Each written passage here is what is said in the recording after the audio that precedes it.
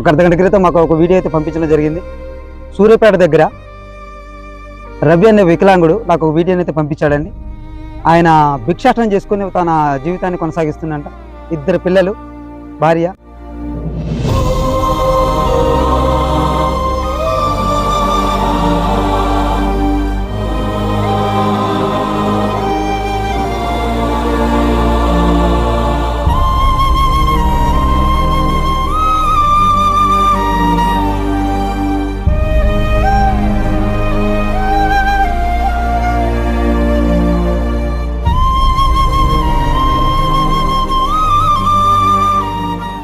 చూసిన తర్వాత వాళ్ళ విషాదాన్ని చూసిన తర్వాత కంపల్సరిగా మా ఎన్టీఆర్ జీవీఆర్ సేవా సమితి నుంచి వీళ్ళకి నా వంతు సహాయంగా ఏదో రకంగా సాయం చేయాలని నిర్ణయించుకున్నా.